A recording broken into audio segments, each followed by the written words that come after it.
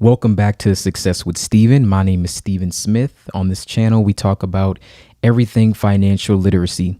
And today I'm going to be talking about the secrets that the credit bureaus do not want you to know. And this is going to be information that I actually received while I worked at three major financial institutions. There were three different banks that I've worked for. And this is the information that I've gathered from doing credit card applications, credit limit increases, things of that nature.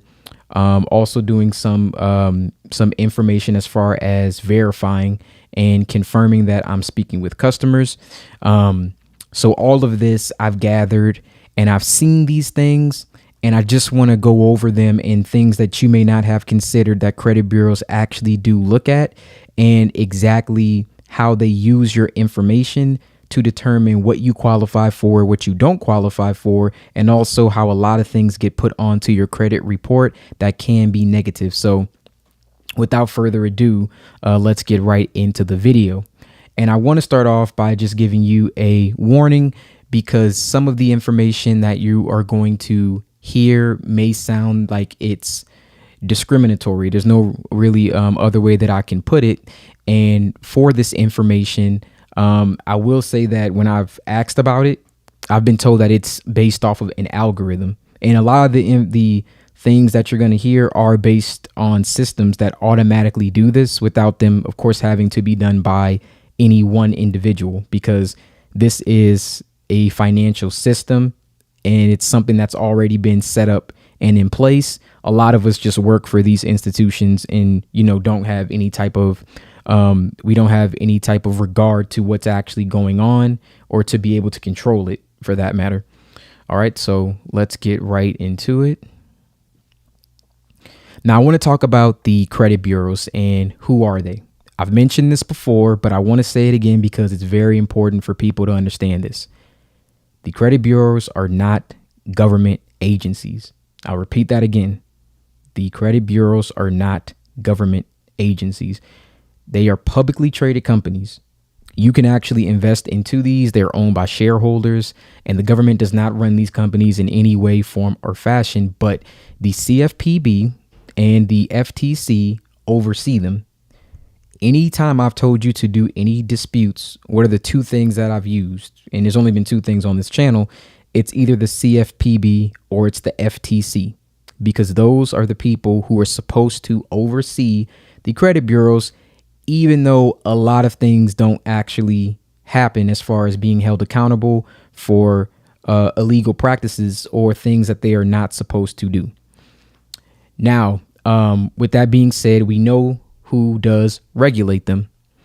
And these three credit bureaus are legally required to provide their consumers with one free credit report each year, which is also why I tell you to go to annualcreditreport.com. And this ensures that these people who are using the credit bureaus are aware of what their credit scores are, what's their financial standing, and consumers can receive additional reports for free as well, and until further notice. That's going on right now. And you can also request your report from these credit bureaus, and you can now request them, from my understanding, as many times as you want, again, until further notice.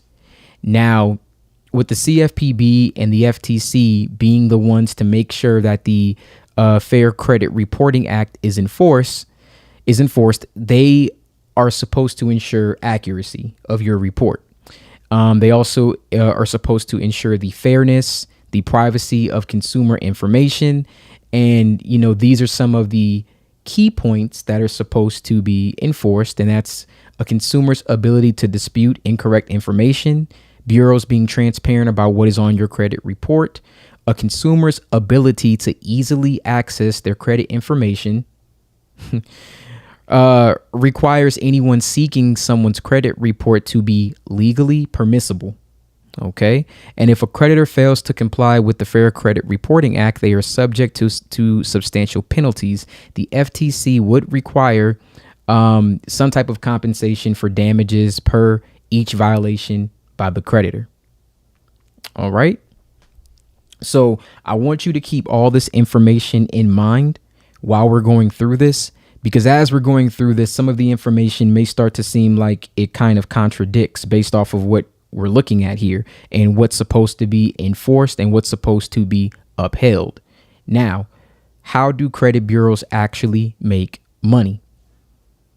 Credit bureaus make money by data furnishing. This is the simplest thing. Anytime anyone has talked to me, I always say the credit bureaus are just data furnishers. That's all that they are. So credit bureaus, they primarily make money from credit reports and the data that they collect on you and me. When creditors and lenders send data to the credit bureaus about consumer credit behaviors, they do so for free. The bureaus may also collect free data through public records from courthouses or other sources. Additionally, they also collect information about rent, utility payments from those who report it. The bureaus then compile all this information, they organize it, and they sell it as a credit report. They also sell the data they collect in this manner.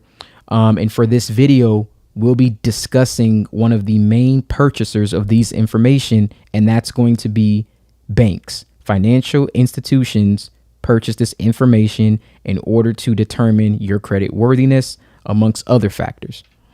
So let's actually get into what this secret is and how it actually affects us while we're trying to get lending, and it also will affect us when we're trying to learn about credit, but also repair credit.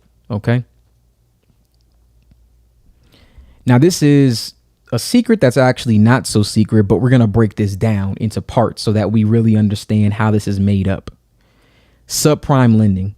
If you guys don't know what subprime means, it just means people with bad credit. If you're prime, you're someone that has good credit. So subprime. I will tell you this now with 100% certainty that banks make more money off of subprime lenders. The worse off you are as far as credit, the more banks can justify ridiculous interest rates. Yes, they make money off of particular charges and bank fees, but a majority of the money is made from interest. Do not you misunderstand that. It's interest. So credit bureaus are incentivized to keep derogatory information on your report.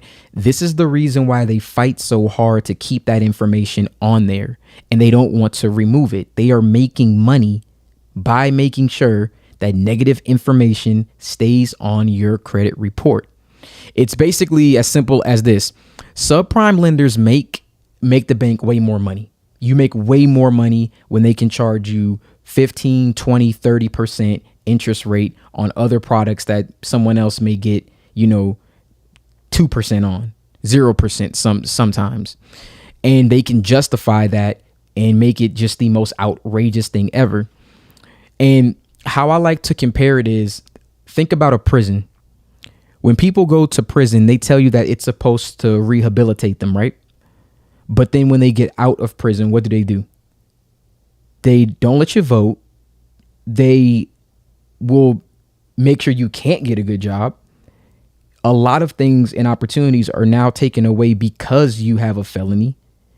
So then what happens?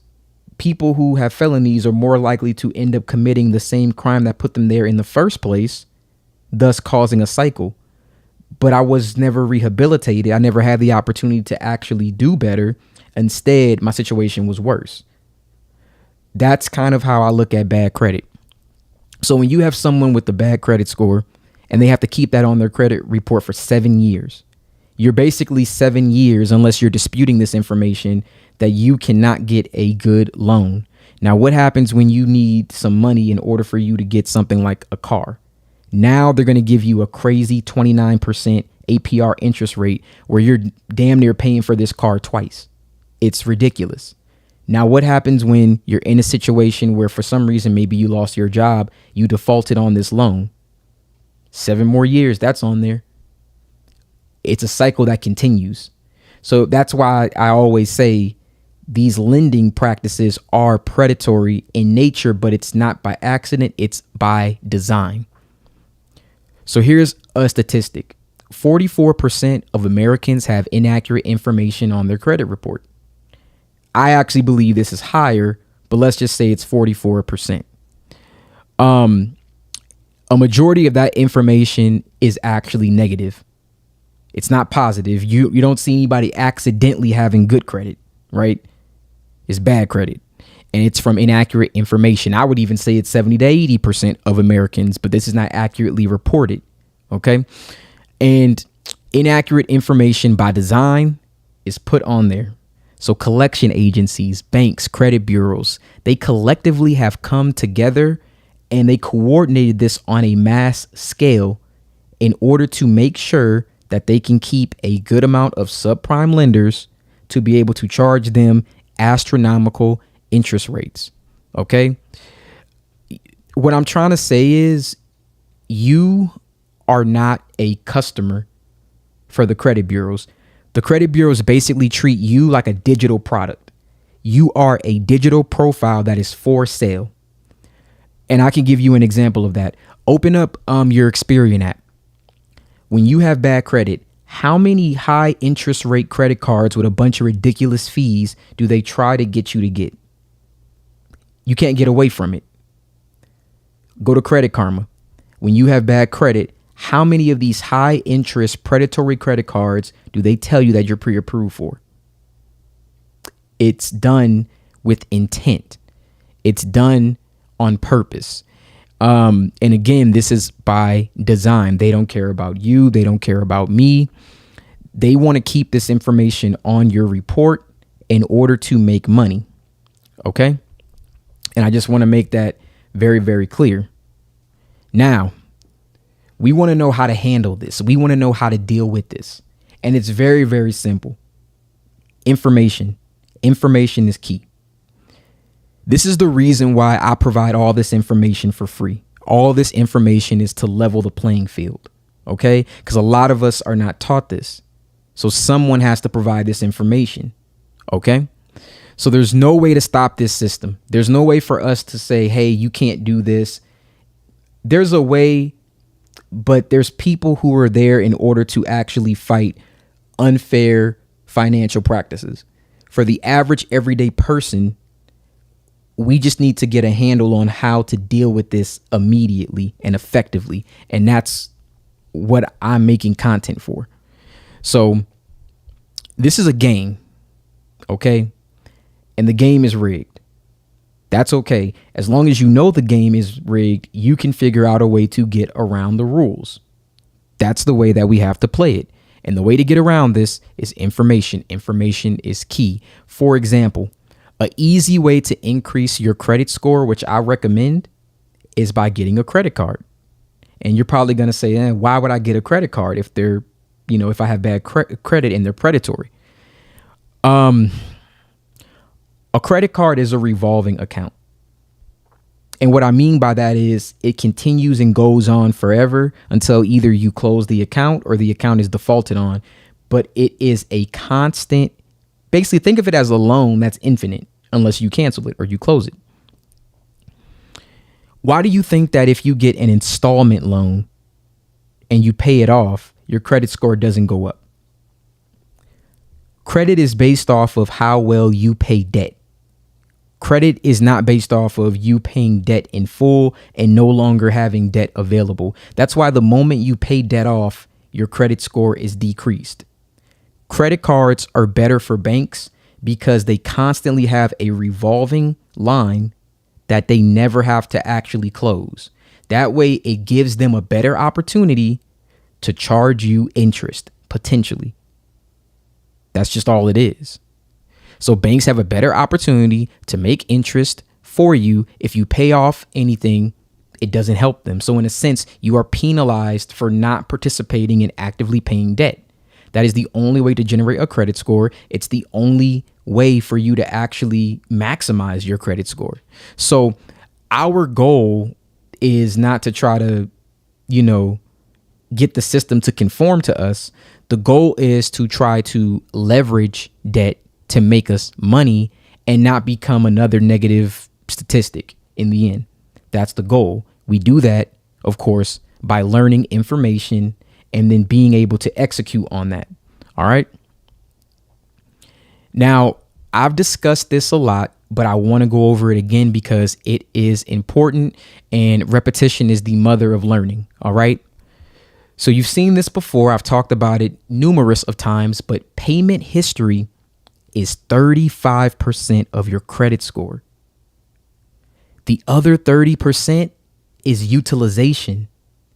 Utilization is the amount of debt that you owe as opposed to what's available. So just on-time payments and utilization makes up 65% of your credit score. That's more than half. The only way you can get utilization is by having a credit card. That doesn't apply to any other type of product besides credit cards. That's letting you know right there, you need to have a credit card just to have a good credit score. So it's kind of thrust upon you in this credit game that you need to have a credit card product. You just need to have it. All right. So just think about that. You can't even get 30% of your credit score unless you have a credit card. Banks like credit cards. Banks like debt. All right. So as long as you're reasonably paying debt on time, and as long as your utilization is managed well, you're already going to be hitting 65% of your credit score. All right. So that is really, really good. And another thing I want you to understand is that when I talked about this being like it's discriminatory, in which I'll get into, credit is just really another algorithm like social media. The same way you have things come across your feed, the more things you click on, the more things that it shows you. It's behavioral based. Okay. An algorithm is just a process or set of rules, and it's calculated just based off of your behavior. That's how it's determined. All right. So I want you to understand that I can offer you all the information in the world. I can offer you easy strategies to remove negative information from your credit report. I can do this all day. But the thing is, at the end of the day, your behavior determines what's going to happen with your credit and your financial standing, your behavior. So at the end of the day, only you can fix your behavior. A YouTuber can't fix it. The credit bureaus can't fix it. A collection agency can't fix it. A credit repair agency company, they can't fix it for you. You have to have better behavior in order to control debt, because unfortunately, even though it is predatory, you have to fall for the trap in order for you to become a victim of it. Now, after you understand that what the game is, you're no longer a victim. You're a volunteer if you continue to fall into the trap. At that point, you can't be helped. So even though I try to give strategies to make everything as easy as possible to remove all this negative information, unless you change bad behavior when it comes to this type of stuff, you'll fall into the same process, and then it'll become a cycle. So just know that your finances are in your control. There is a way to, of course, repair bad credit, because whoever you were 5 years ago, 2 years ago, last year may not necessarily be the person you are today. And that's not a reflection of how well your credit worthiness is. That's not a reflection of you at this moment. However, in this system, as we know, it is not set up for you to win. It's intentionally set up for you to fail.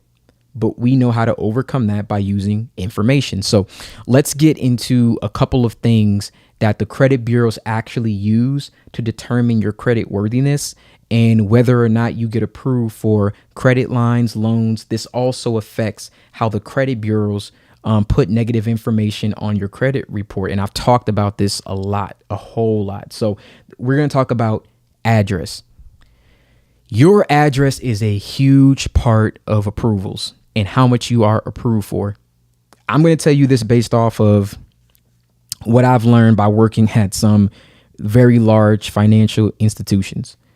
Banks use information. They use your information from LexisNexis, more than any other place, I would say, and the credit bureaus in combination to approve you lines of credit.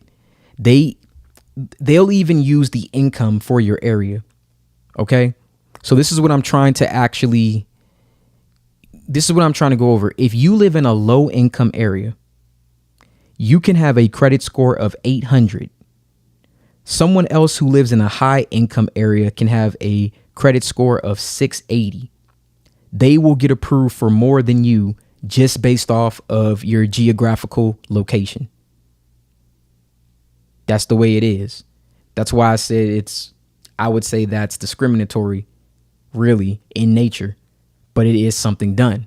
They base this off of the people who live in your area, how much money they make, how many people in your area file for bankruptcies. They use all this information to determine whether or not they will give you credit.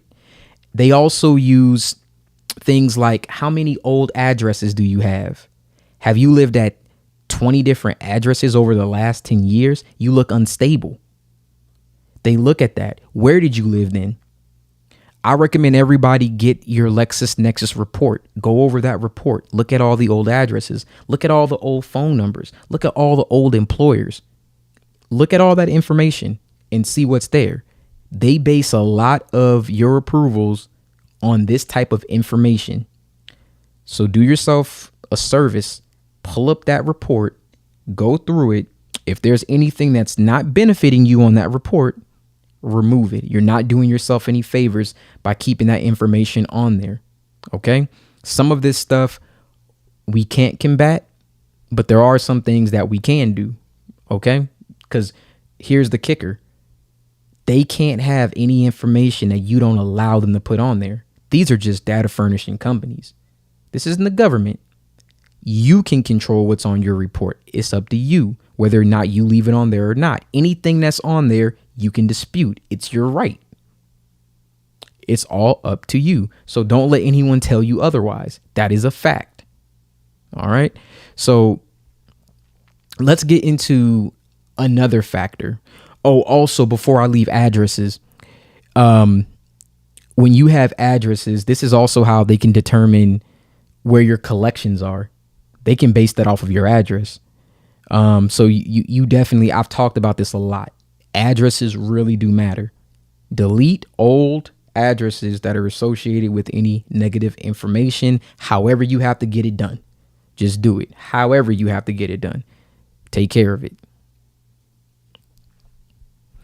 Let's talk about owning and renting. So if you are a homeowner, homeowners have to go through a lengthy process in order to get approved for a home. Now, if you did all your due diligence and you have a good loan officer, it can be fairly quickly, but there are a lot of steps to that process. Now, again, if the information you have, your credit worthiness can expedite this process. Excuse me. But the reason why homeowners tend to get better approvals than people who rent is because homeowners have an asset that banks can pursue.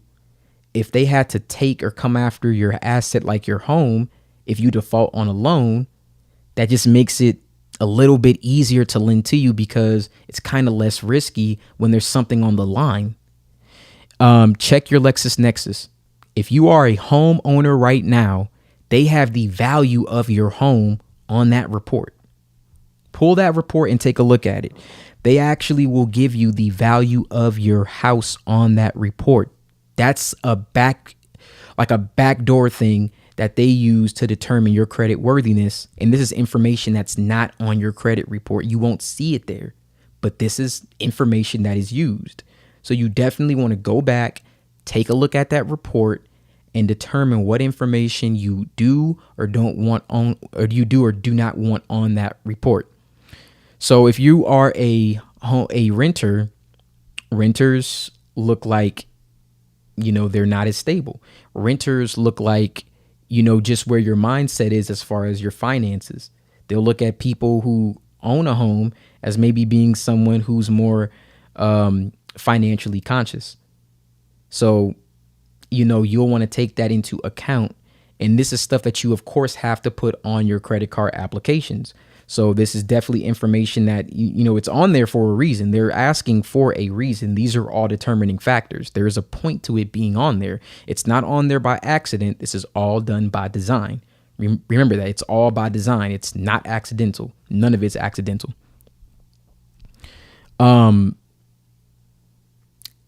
Next thing is going to be your age. Now, this can vary based on your situation.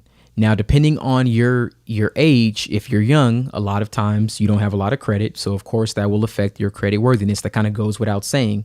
15% of your credit score is determined by your credit age. But this also works vice versa. If you're someone who's 70 or 80 years old, they may pull back on the credit that they can approve you for because they may feel less certain about whether or not your life expectancy is ideal. So if they're looking at you at an age where it looks like you may not be around in 20 years for a 20-year loan, they may pull back on what they approve you for based off of that. So that is also something to consider when you're looking at your applications. Now, you can't change your age, of course, you know what I'm saying? It's impossible, but that is something that is a factor that the credit bureaus actually use, and they are reporting and determining what they can actually give you. Now, the next one is something else that I would say you can control this information for the most part, but your employment. So if you're employed right now, an employee has a better chance of receiving credit or getting approved for an application than an individual who's self-employed. And that probably, again, goes without saying. A person who's employed looks more stable. They also have the option of garnishing your wages if any credit lines were to be defaulted on. And of course, just so you know, you give people this information. You don't have to have your employer on your credit report, so you're letting them know where to garnish from. You also have this information on LexisNexis. So just be aware that this is information that you're allowing to be reported. So if you don't want your information on there, you have the option to getting it removed. But that's something that they can look at as, oh, okay, well, if they are a risk, we know where they work at. We can do this to recover this if we went to court, got this default judgment or got this judgment and, pursued it that way. Now, when you put this on your application, being self-employed, it greatly affects your approval odds. And now in this scenario, I'm not talking about a business credit card where you do a business application. I'm talking about a personal credit card or personal loan if you were to put that you are self-employed. Businesses also get scrutinized for certain things, but this is just, I'm talking about only personal in the scenario that we're looking at right now. Now, the next thing we have is income. I'm sure all of you have seen this on your report. And if you're applying for credit, when you choose your type of income, that matters. For example, they have income from employer. They have income from retirement. If you were to put your income from retirement, that can be scrutinized. People who are retired are more well known to be on a fixed income. So if you are on a fixed income and let's say you can't work overtime to try to accumulate some more funds in order to pay off a higher debt, you don't have the ability to. You're probably going to be on Social Security. Hopefully that's still around in the future. And then you're probably going to be on some type of maybe you're using what you had from your 401k. So between the two of them, you're going to have a certain amount that you're going to receive every single month, no more, hopefully no less. And if that's the case and you have only that fixed amount, we can't really say that you can handle large lines of credit or large loan approvals. Now, large reports of income, you look like you can handle it. But here's something that you may not know. On your credit report, it shows how much debt you have, which is why you need to keep your utilization low. When you have large amounts of debt, banks take into account the amount of debt you have on your credit report. They also take into account what your income is. They get your debt to income ratio. So if you have $60,000 worth of debt, even if you're making $100,000, look at your debt to income ratio. You have so much debt, but you're making so much. Why isn't the debt lower? that looks bad. That's something you have to consider when you're trying to apply for these things. So take into account what your annual income is. Believe it or not, if you live with someone or you have a roommate or a spouse, you can actually include their income on your application. And usually on most applications, you actually see that. They can take the household into account. Now, you also want to take a look at that and think of your marital status, which, as a matter of fact, let's just get into that right now. So your marital status can actually determine what you receive for credit and approvals. So generally, people who are married have a higher income because it's based off of a 2-income household. Okay. You're also held accountable if your spouse will default on a loan. So keep that in mind. Now, that gives the bank someone else's assets that they can actually go after to pursue in the event of a default. Single people take more risk. That's just how it looks. And someone who's married and they possibly have children, they're less likely to be risky. So they don't seem as likely to default on any loans. So they are someone that they can actually look to as probably going to handle their debt more responsibly. Now, all of these things that I've gone over are different areas that banks use. And again, they get this information from credit bureaus and data furnishers such as LexisNexis. So with this information, if you understand how this works, you understand that the credit bureaus are only here because they would like to report information and they profit grossly from negative information. It would behoove you to learn more about them, learn more about their processes, and then learn how you can use them to your advantage, or to make sure that you can set up a scenario where you're more likely to be approved for things that you can use to, increase income, like taking money, leveraging debt, using that to make money, things of that nature. And I just want to say thank you for watching this video because, I do appreciate everyone watching. Again, this information I give you in hopes that you utilize it, and not just for clicks, not just for views, anything like that. I want you to be successful. I want you to understand how this works and then put it behind you. I don't want you to I don't want to see the same people 6 months from now. And I'm not gonna say that because it could take some time. But what I'm saying is, like, I don't want to see people who are trying to fix their credit, if they have successfully fixed it, back on these videos. I don't want to see you back on these videos. I want you to move past this, which is why, just like me, I want to move past it. We're moving past it. We want to move on, and we want to get to the point where we're trying to learn how to then understand debt, understand finances, to leverage this stuff to give us a better life, a better opportunity, to put our families in better positions, to put ourselves in a position where we can be happy, have more free time, and have more options, or at least the illusion of freedom is what I call it. So that is the whole purpose of, doing this, of providing you this information. And that is why we're always looking forward and trying to figure out what is that next step in order to get to a better situation. All right. So again, thank you so much for watching this video. I truly, truly, truly appreciate it. And I appreciate you guys. So you have a wonderful day.